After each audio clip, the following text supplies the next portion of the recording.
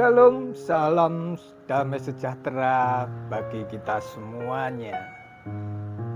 Saudaraku, hari ini saya bersama dengan boneka-boneka saya. Ini boneka pemberian atau hadiah dari AB ya, saudaraku. Kenapa saya saat ini pamer boneka? Kalau saudara mengikuti perkembangan dimanapun berada, ya, yang saat ini booming, bisa dikatakan seperti itu, berita-berita. Banyak orang yang memelihara, katakan begitu, atau mempunyai boneka-boneka yang menyerupai manusia. Saudaraku yang terkasih, kalau kita mengenal saat ini banyak sekali berita-berita yang mengatakan tentang spirit doll. Apakah spirit doll itu sendiri? Spirit doll adalah sebuah boneka yang diyakini, yang dipercayai bahwa boneka itu ada isinya. Apakah isinya itu? Kalau orang awam mungkin mereka menjawab, ya isinya kalau boneka paling-paling gabus atau karet. Tetapi di sini yang dikatakan dengan spirit doll adalah boneka arwah, boneka roh. Saudara, kalau kita lihat di infotainment televisi atau di berita-berita koran atau di YouTube. Sekarang artis-artis Indonesia mereka memelihara boneka-boneka itu yang mirip dengan anak-anak bayi, saudaraku. Saudara, sebelum ada suatu kesalahpahaman, di sini ini hanya boneka maskot ya, saudaraku. Ini tidak ada isinya apa-apa. Jadi saya di sini hanya untuk aksesoris saja, bukan untuk seperti orang-orang yang memelihara boneka spirit doll. Mereka didandani, dipakai pakaian, dimandiin seperti bayi beneran. Kita melihat seperti itu zaman sekarang. Kalau dipikir-pikir ya, dunia sekarang ini menuju kegelapan. Dunia sekarang ini menuju kehancuran. Manusia cara berpikirnya sudah jungkir balik. Kalau secara akal manusia, harusnya orang-orang itu yang suka memelihara spirit doll atau boneka arwah, kenapa dia itu memelihara seperti itu? Kok tidak yaitu mengadopsi, yaitu anak dari panti asuhan? Di sana masih banyak anak-anak yang membutuhkan uluran tangan, kasih sayang dari orang tua. Tetapi cara berpikir manusia zaman sekarang sudah jungkir balik. Manusia sesama mereka biarkan, tetapi barang yang mati mereka pelihara seperti memelihara manusia beneran. Saudaraku yang terkasih dalam nama Tuhan Yesus Kristus, di saat ini saya akan berbicara tentang spiritual menurut iman Kristen. Apakah iman Kristen membolehkan atau mengizinkan atau membenarkan anak-anak Tuhan, yaitu memelihara spiritual? Saudaraku, sebelum kami lanjutkan tentang spiritual menurut iman Kristen, saya akan berbicara asal-usul dari spiritual itu sendiri. Kalau kita berbicara spiritual, sebenarnya bangsa Indonesia sejak dahulu kala, sejak nenek moyang kita, itu sebenarnya sudah ada. Tetapi akhir-akhir ini kembali lagi, booming lagi, populer lagi. Kalau zaman dahulu, nenek-nenek moyang kita atau mbah buyut atau ya kakek-kakek kita, nenek-nenek kita zaman dulu, mungkin yang mempercayai hal-hal yang seperti ini hanya sebagian orang. Tetapi sekarang ini malah populer, malah di kalangan orang-orang berada. Dari kalangan artis, dari kalangan pejabat.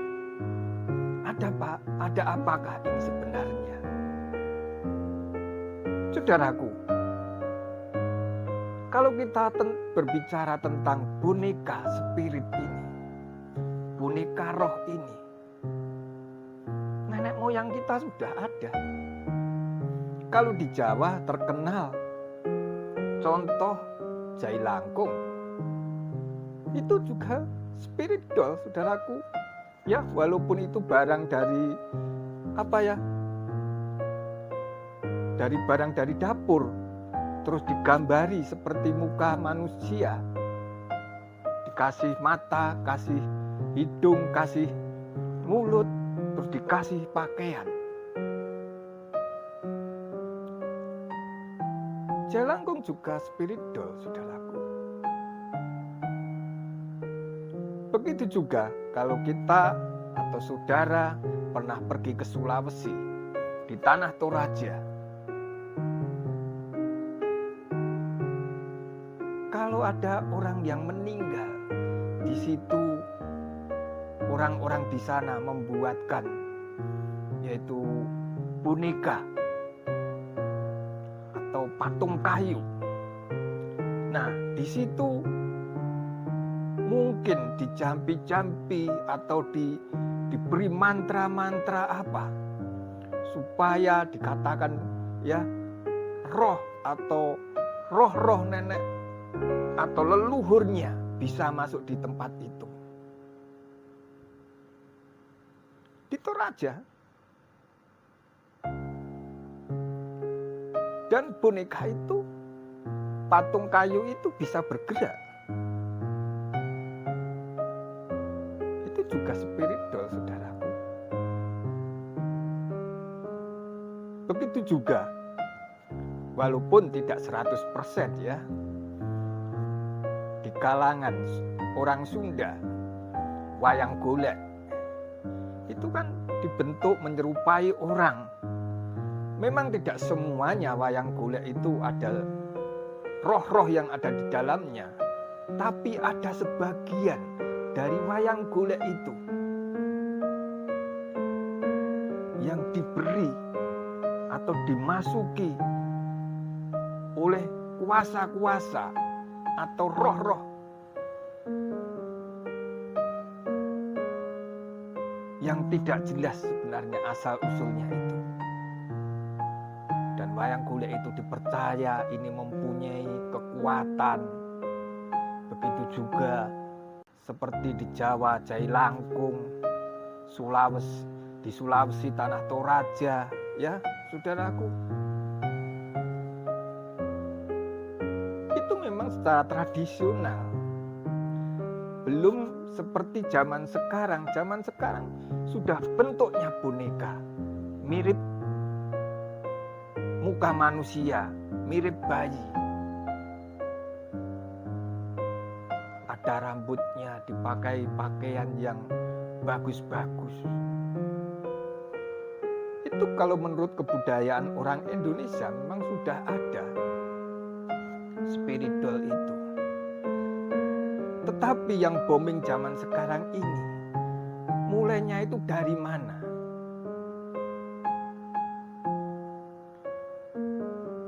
Mungkin analisa saya salah, tetapi kalau melihat fenomena sekarang ini, kebanyakan orang-orang di Indonesia mengikuti budaya orang Thailand. Kenapa saya katakan seperti itu? Sebab asal-usul pertama kali spirit doll itu dipopulerkan oleh orang-orang Thailand. Walaupun di Afrika juga ada ya, saudaraku, seperti voodoo, atau mungkin di barat-barat itu juga ada. Tetapi role model orang Indonesia, para artis-artis, pejabat-pejabat, pengusaha-pengusaha, mereka mempunyai spirit doll. Itu tidak satu dua. Ada yang punya sampai 25, ada yang sampai ratusan.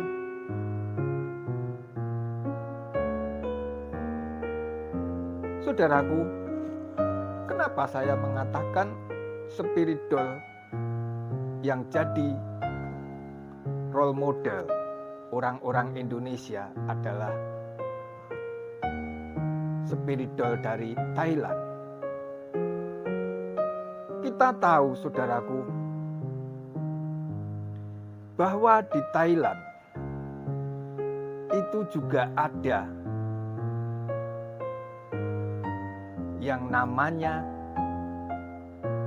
boneka, yaitu namanya Lukthep. Lukthep adalah boneka, ya katakan ini. Mungkin di situ diberikan mantra-mantra supaya di situ ada dimasuki suatu roh-roh tertentu. Dan roh-roh tertentu itu bisa untuk membantu si pemilik boneka itu. Saudaraku, asal mula Lukthep atau spirit doll, kalau menurut sejarahnya orang Thailand, itu adalah gumantong. Gumantong itu adalah janin-janin bayi yang mungkin itu keguguran atau mungkin memang itu hasil aborsi. Itu menurut orang Thailand, bayi-bayi atau janin-janin yang diaborsi atau yang keguguran, ya, itu dibakar. Dibakar, setelah itu didandani dan diberi pakaian, saudaraku. Asal mulanya seperti itu. Nah, orang Thailand mempercayai bahwa itu mempunyai kekuatan yang luar biasa, bisa membantu orang di dalam ekonominya, dalam pekerjaannya. Mungkin mereka bisa menyembuhkan sakit, penyakit. Dikatakan begitu. Maka banyak orang-orang di Thailand, mereka berbondong-bondong mencari gumantong ini. Tetapi karena janin-janin ini terbatas keras, maka kurang lebih tahun 1980-an lah, diganti, saudaraku, dari janin ini diganti dengan karet-karet atau kayu dengan bentuk boneka anak-anak. Nah, itulah asal-usulnya. Maka disebut Luktet atau bayi malaikat, dikatakan seperti itu. Saudaraku, itulah sekelumit kisah apa itu asal-usul dari spiritual menurut orang Indonesia, menurut budaya orang Indonesia, begitu juga menurut budaya orang Thailand. Saudaraku, di sini saya akan berbicara tentang iman Kristen dengan masalah spiritual ini. Kalau kita melihat anak-anak Tuhan, tidak sedikit mereka mempunyai spiritual juga. Dia memelihara. Ada seorang artis Kristen, suami istri, mereka sudah mempunyai anak-anak juga. Tetapi kenapa mereka masih kurang? Masih ingin memelihara barang yang fana ini. Kalau secara nalar, harusnya mereka itu mengadopsi anak yang beneran, paling tidak dari panti asuhan, atau mungkin tetangga atau saudaranya yang kurang mampu. Itu lebih bagus, saudaraku. Baru kemarin saya juga melihat, saya tidak menyebutkan podcastnya ya. Di situ dikatakan saya mempunyai boneka spiritual itu 25. Dikatakan seperti itu, 25. Dia anak Tuhan, saudaraku. Mempunyai boneka spiritual 25. Setiap boneka dia mempunyai pengasuh atau pembantu. Setiap hari dimandiin, setiap hari diganti pakaiannya. Ya, seperti anak-anak beneran. Yang mencengangkan apa, saudaraku? Pembantu setiap boneka ini, mereka digaji satu bulannya berapa? 10 juta, saudara. Bayangkan, satu boneka 10 juta. Dikalikan 25 berapa? Satu bulannya pengeluarannya, saudara.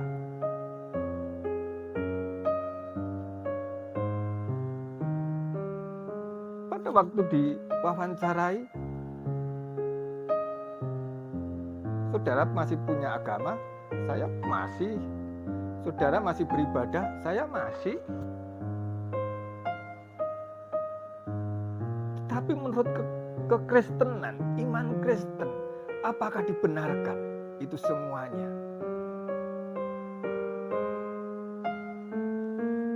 Saudaraku, mari kita buka Alkitab kita. Apakah dibenarkan anak-anak Tuhan, orang-orang Kristen, kita memelihara spiritual boneka roh ini? Mari kita baca. Kita baca di dalam kitab Imamat, saudaraku. Kitab Imamat pasal yang ke-20, ayat yang ke-6. Saya ulangi lagi, Imamat 20, ayat yang ke-6. Beginilah firman Tuhan, orang yang berpaling kepada arwah atau kepada roh-roh peramal, yakni yang bersinah dengan bertanya kepada mereka, aku sendiri akan menentang orang itu dan melenyapkan dia dari tengah-tengah bangsanya. Saya ulangi lagi, saudaraku. Orang yang berpaling kepada arwah atau kepada roh-roh peramal, yakni yang bersinah dengan bertanya kepada mereka, aku sendiri akan menentang orang itu dan melenyapkan dia dari tengah-tengah bangsanya. Saudaraku yang terkasih, firman Tuhan jelas-jelas menentang dengan keras.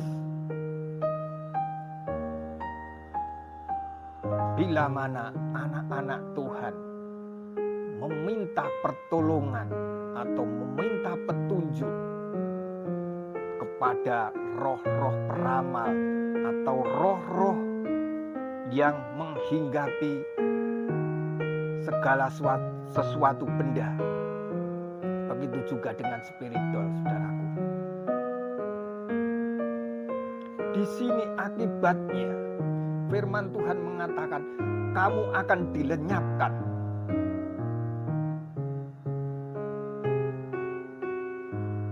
Firman Tuhan tidak main-main, saudaraku.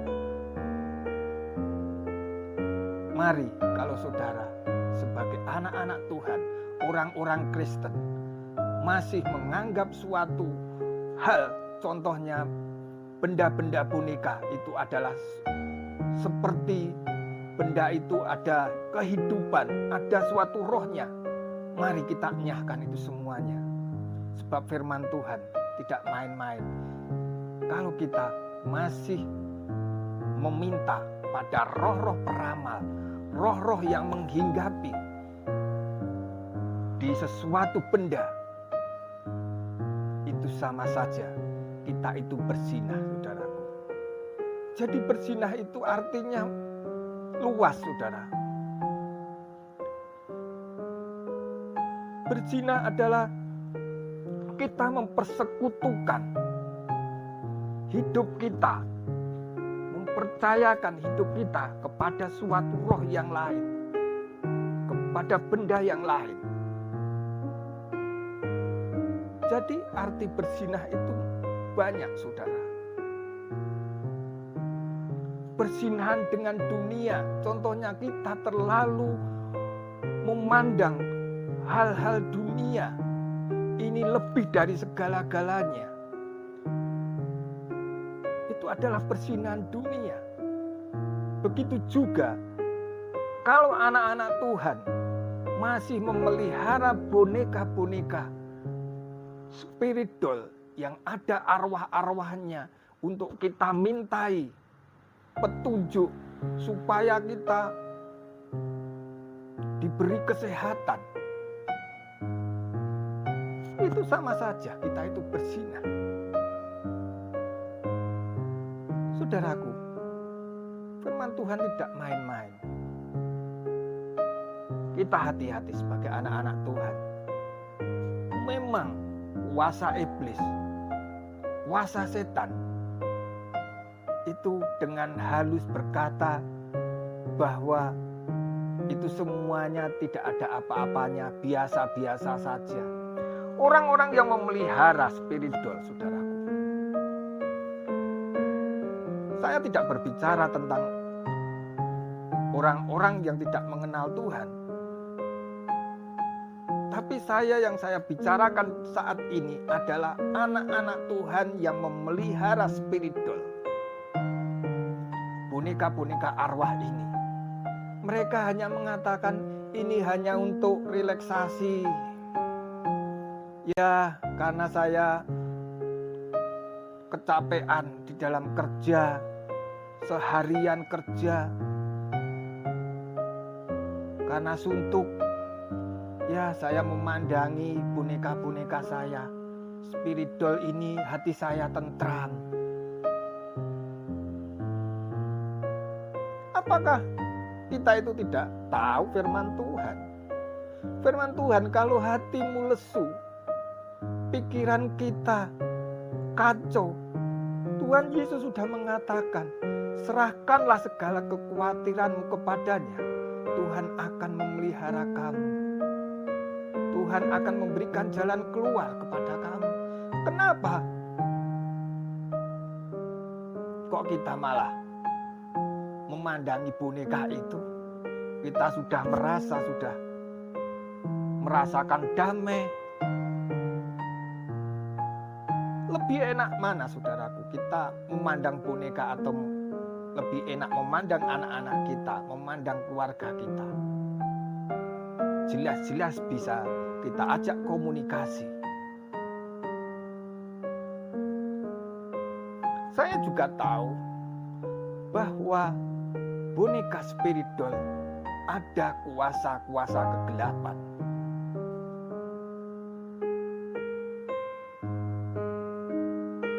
Kalau kita melihat, saudaraku, di infotainment, ya, anak-anak Tuhan, mereka dengan bangga mempunyai spirit doll. Kurangnya apa sebenarnya? Mereka sudah punya anak, tidak 1, 2, anaknya 4 atau 5 gitu. Tetapi mereka masih kurang, saudaraku. Kenapa? Saya katakan sekali lagi, kenapa anak-anak Tuhan sampai terjerumus memelihara spirit doll ini? Jawabannya hanya satu. Mereka kurang kuat. Mereka kurang bergantung. Mereka kurang berserah. Mereka kurang percaya bahwa Yesus hanya satu-satunya jalan kebenaran dan hidup. Bahwa Yesus adalah juru selamat. Saya katakan seperti itu, saudara. Firman Tuhan tidak main-main. Kita ingat, saudara, di dalam kisah Raja Saul, raja pertama dari orang Israel, di mana dia waktu berdoa tidak ada jawaban dari Tuhan. Mereka mencari seorang peramal supaya menghadirkan Nabi Samuel untuk memberikan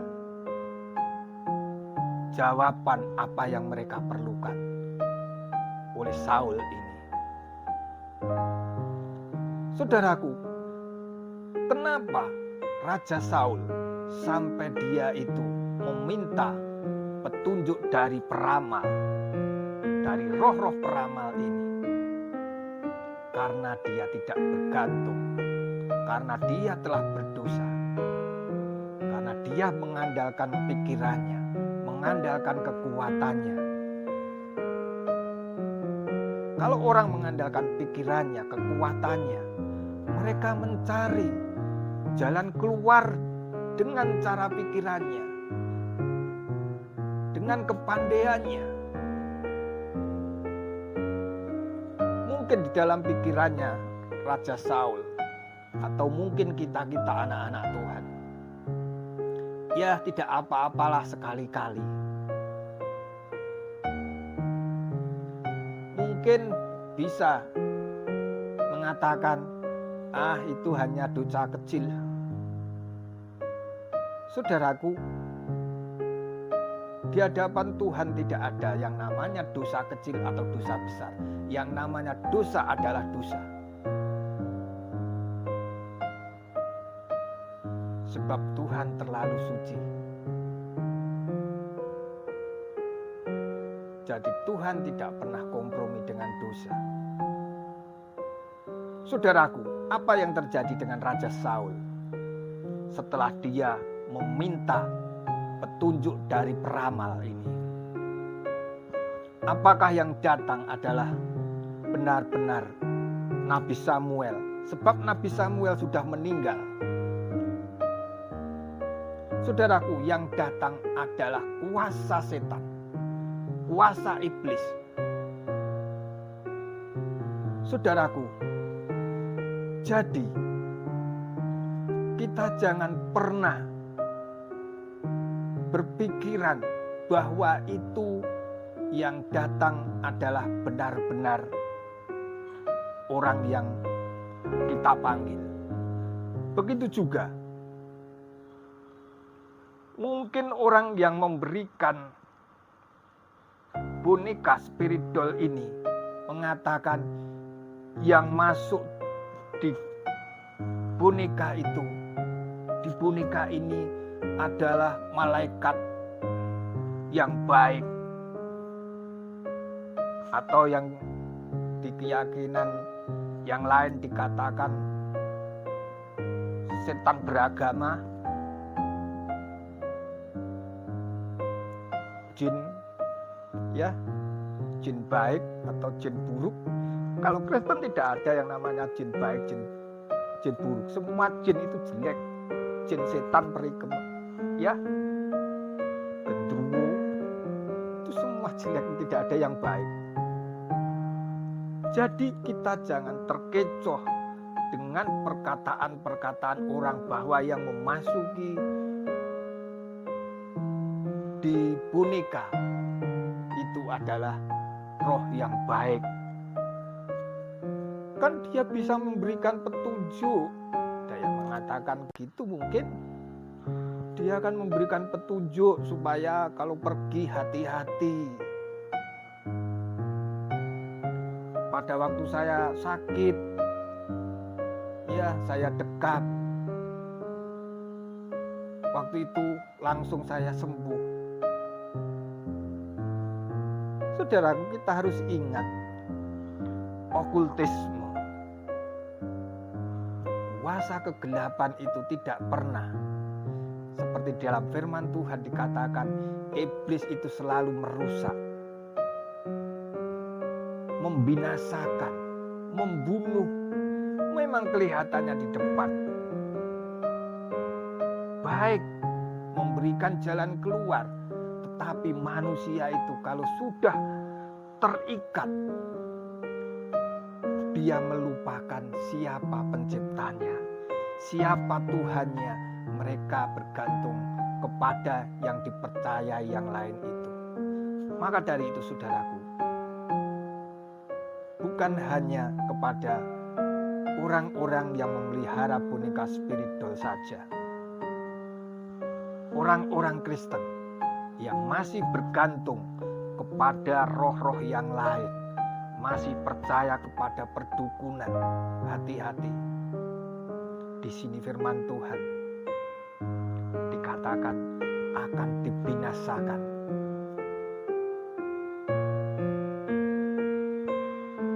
Apakah Raja Saul pada waktu ketemu roh Nabi Samuel, walaupun itu bukan Nabi Samuel, tetapi itu adalah roh jahat, roh setan, apakah memberikan jalan keluar? Tidak, saudaraku. Mereka tambah hari malah tambah, ya, jatuh hidupnya. Bagaimana kelanjutan kehidupan Raja Saul ini di akhir-akhir hidupnya? Sebab Raja Saul tidak mengandalkan Tuhan. Mereka mengandalkan roh-roh yang lain. Saudaraku yang terkasih, dalam nama Tuhan Yesus Kristus. Kita di dalam mengiring Tuhan, jangan pernah kita itu menoleh ke kanan, ke kiri, atau ke belakang. Kalau Tuhan sudah mengatakan kita dilarang untuk meminta atau meminta petunjuk kepada roh-roh yang lain atau ke peramal-peramal, karena dikatakan bahwa Tuhan itu cemburu. Apalagi kalau saudara membaca 10 hukum Tuhan, dikatakan jangan ada padamu ilah lain di hadapanku. Jangan menyembah patung yang menyerupai apapun. Mungkin saudara bisa mengatakan, aku tidak menyembah patung.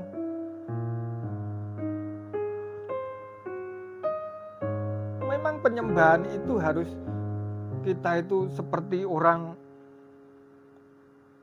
menyembah kepada raja, menghadap raja, mungkin tangannya begini. Enggak juga, saudaraku. Yang dimaksud menyembah patung, kita mempercayai bahwa itu ada kuasa yang besar, ada kuasa yang memberikan jalan keluar, ada kuasa yang memberikan hal-hal dunia, mungkin secara materi, mungkin memberikan kesehatan.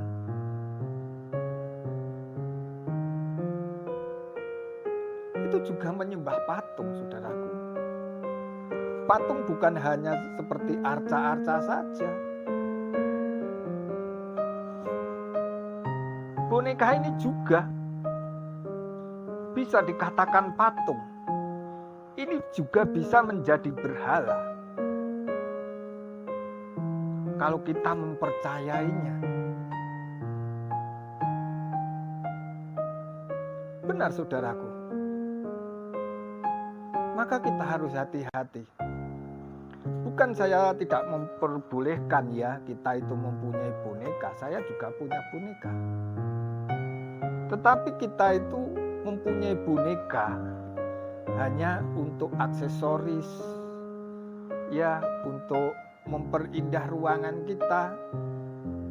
Hanya gitu saja. Tapi jangan kita itu berlebih-lebihan. Terus ini seolah-olah itu seperti keluarga kita, anak kita. Saudaraku, saya katakan, setan itu selalu mengembara kemana kemari, mencari celah-celah anak Tuhan.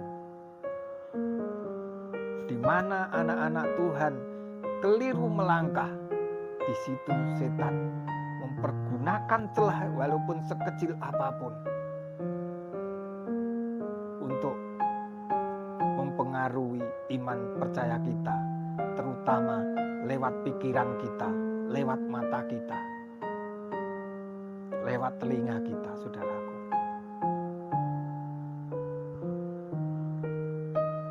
Saudaraku yang terkasih dalam nama Tuhan Yesus Kristus, mari kita baca kembali firman Tuhan di dalam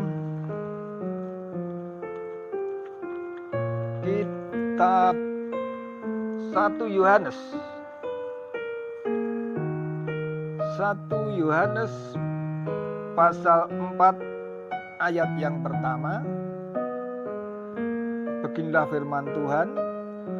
Saudara-saudaraku yang kekasih, janganlah percaya akan setiap roh, tetapi ujilah roh itu, apakah mereka berasal dari Allah, sebab banyak nabi-nabi palsu yang telah muncul dan pergi ke seluruh dunia. Saya ulangi lagi, saudara-saudaraku yang kekasih, janganlah percaya akan setiap roh, tetapi ujilah roh-roh itu, apakah mereka berasal dari Allah, sebab banyak nabi-nabi palsu yang telah muncul dan pergi ke seluruh dunia.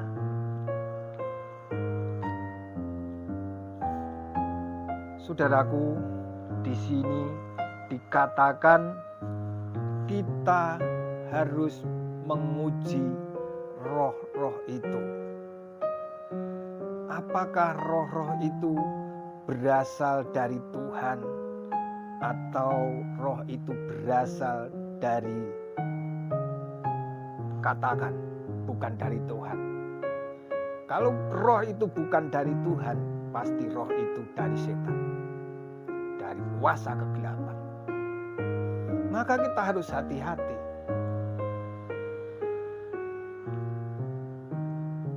Boneka spiritual, saudaraku, itu tidak ada. Kalau Tuhan memberikan suatu roh, pasti roh kudus, pasti roh kebaikan.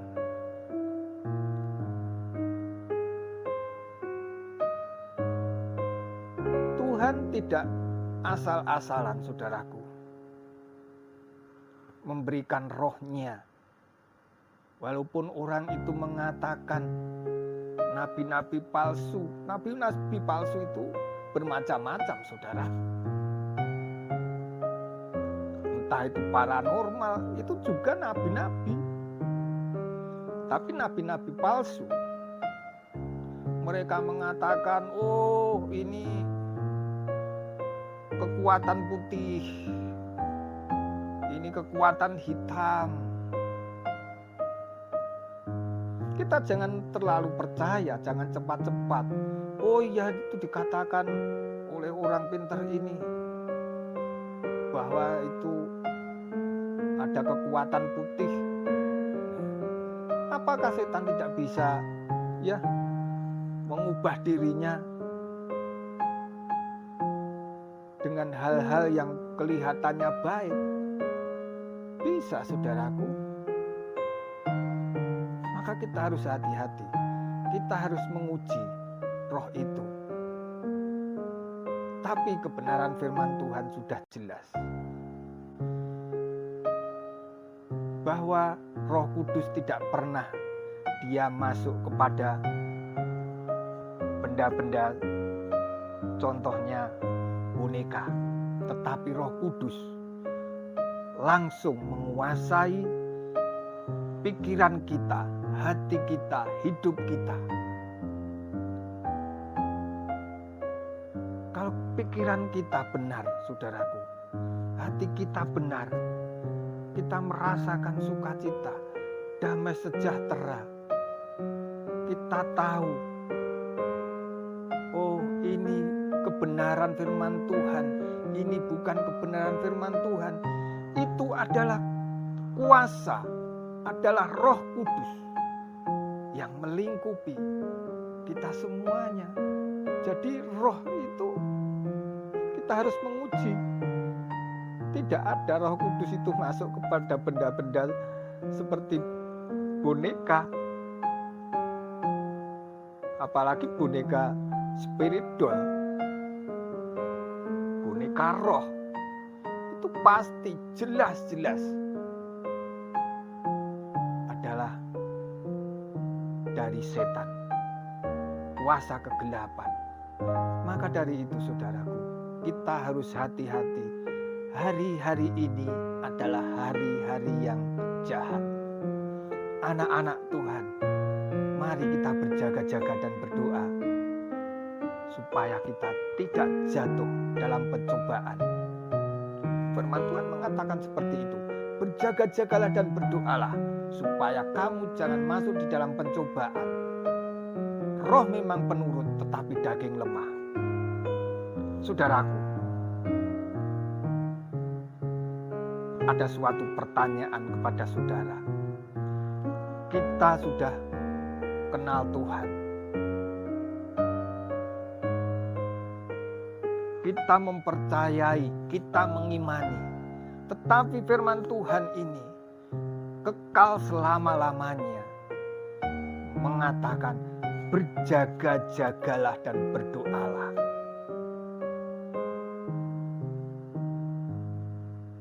Di sini Tuhan meminta setiap waktu, setiap saat untuk berjaga-jaga dan berdoa. Di mana supaya kita tidak jatuh dalam pencobaan. Mungkin saudara mengatakan, aku mempunyai iman. Tetapi kalau dihadapkan suatu permasalahan yang pelik, yang mungkin saudara mengatakan sudah mentok, tidak bisa ditembus lagi. Mungkin ada orang yang mengatakan, ayo. Itu loh, ada orang yang bisa memberikan jalan keluar. Mungkin saudara ragu, oh enggak boleh, oh kataan siapa, itu orangnya baik. Dia kalau memberikan mantra-mantra, mungkin dalam doanya, mungkin tidak mengatakan mantra. Doanya mereka itu pakai doa-doa yang bahasanya bahasa orang-orang agamais. Jadi itu bukan, nggak mungkin itu dari setan, itu semua dari Tuhan.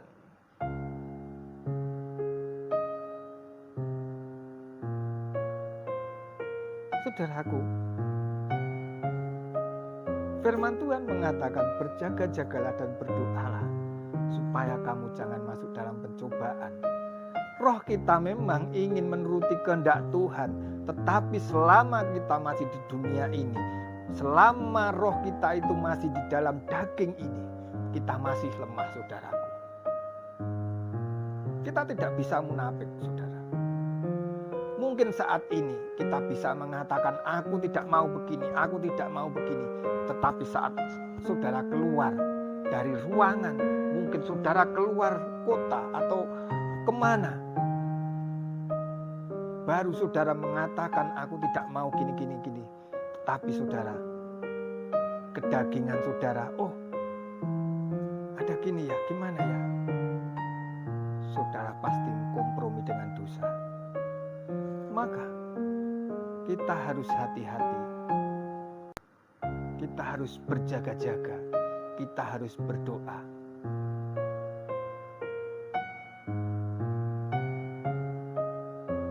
Saudaraku, jadi kita sebagai orang-orang pilihan Tuhan, anak-anak Tuhan, itu tidak gampang, saudara. Mungkin orang-orang ada yang mengatakan, yang penting kita percaya Tuhan, sudah. Tidak seperti itu. Tetapi Tuhan juga, memang kita itu diselamatkan, bukan karena hasil usaha kita, tapi karena anugerah Tuhan.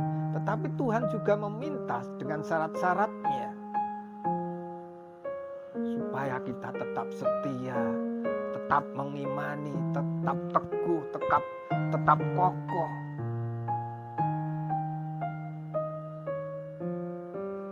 Sebab kita tidak bisa memungkiri hidup di dunia ini. Banyak persoalan, banyak hambatan yang harus kita atasi. Kita atasi dengan minta pimpinan kuasa Tuhan.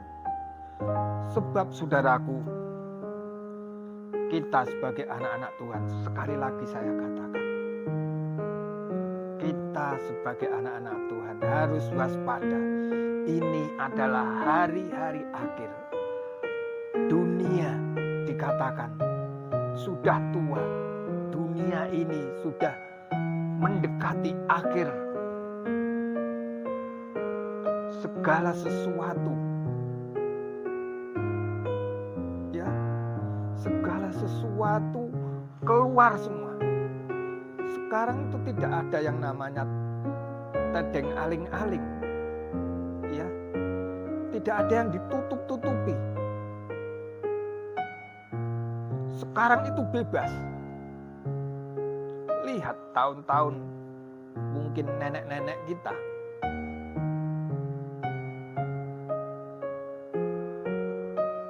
yang namanya, ya mungkin karena budaya saja, tetapi itu tidak sesuai dengan iman Kristen.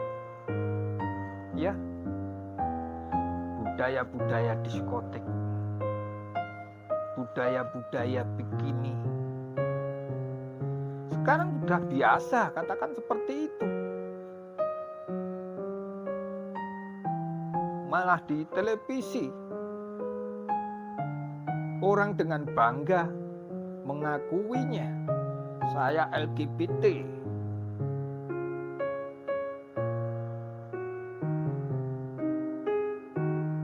Itu salah satunya, saudaraku.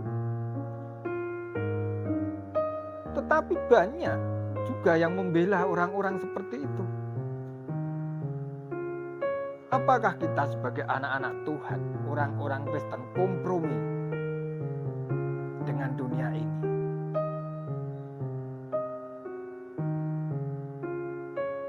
Tidak, saudaraku. Jangan kiranya iman kita gadaikan dengan dunia ini. Apalagi dengan hal-hal,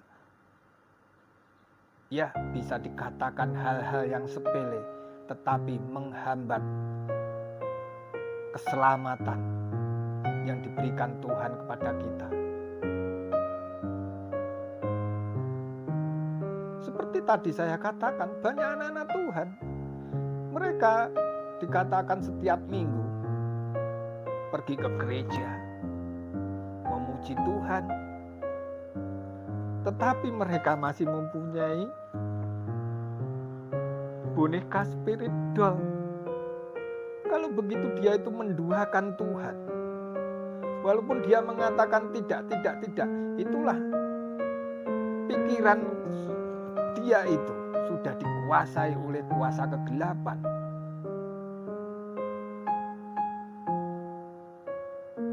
Sebab setan itu tidak hanya frontal, wah tidak boleh kamu gini, kata siapa, enggak.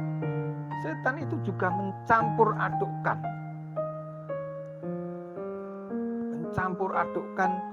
ya doktrin ini, dicampur ini, firman Tuhan diselewengkan sedikit-sedikit. Itulah bahayanya, saudara.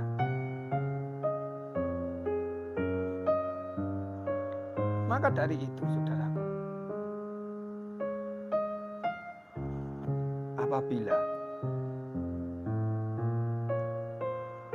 kita mempunyai saudara atau teman yang mempunyai boneka spiritual, jangan pernah saudara ikut-ikutan. Mungkin saudara ikut-ikutan, ya mungkin kita itu ikut, ya dikatakan menimang-nimang, kita ikut berbicara. Kalau dipikir seperti ini diajak bicara, itu kita itu pikiran kita di mana? Bisa dikatakan kita itu gila.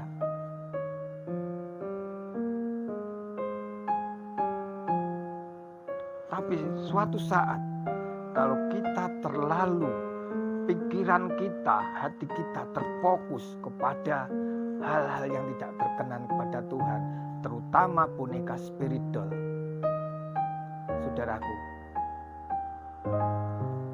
firman Tuhan seperti di Imamat tadi, kita akan dibinasakan, kita akan dilenyapkan. Hati-hati. Sebab firman Tuhan sudah mengatakan kan, jangan ada padamu ilah lain di hadapanku.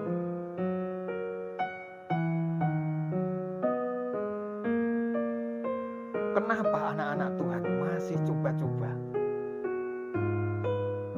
masih main-main dengan hal-hal yang seperti ini? Kalau di gereja saudara masih ada jemaat saudara atau siapa saja yang masih memelihara atau mempunyai boneka-boneka spiritual,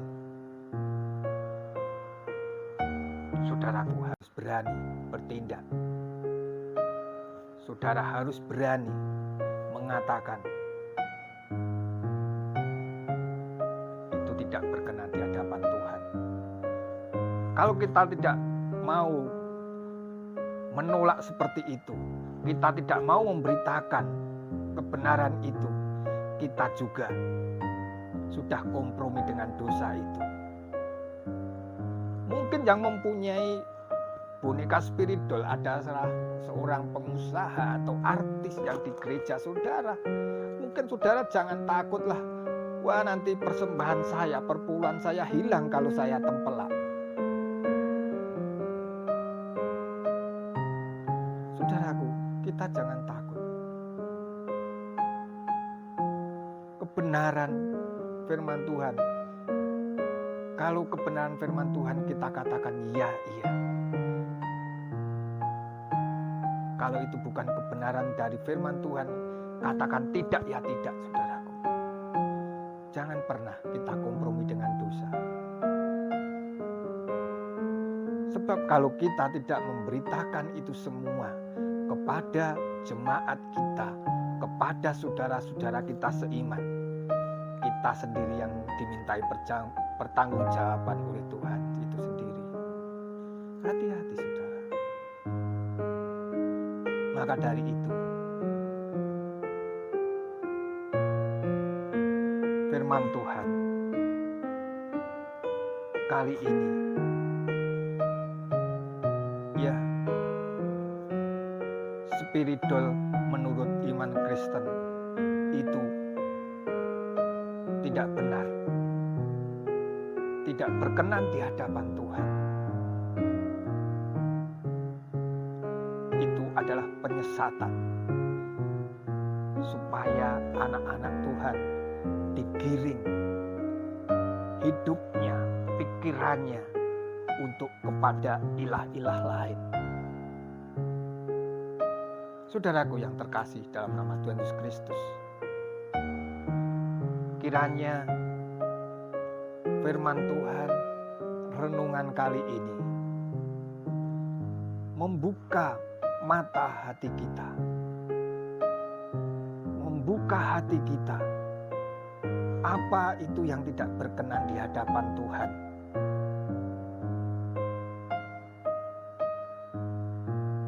Jangan pernah kita main-main dengan itu. Mungkin saudaraku, kalau anak-anak Tuhan tidak ada yang bermain-main dengan boneka spiritual, saya tidak akan berbicara. Tetapi malah banyak anak-anak Tuhan yang mengaku, ya, yang mengaku anak-anak Tuhan, malah melakukan itu semuanya, memelihara seperti itu. Saudaraku, daripada kita memelihara hal-hal yang tidak baik, hal-hal yang sia, hal-hal yang tidak berkenan di hadapan Tuhan, lebih baik kita mengadopsi anak dari yatim, dari panti asuhan.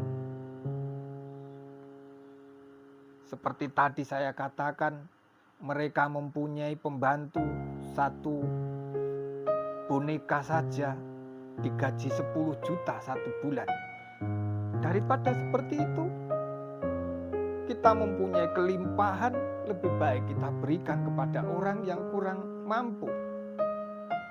Di luar sana masih banyak, saudaraku.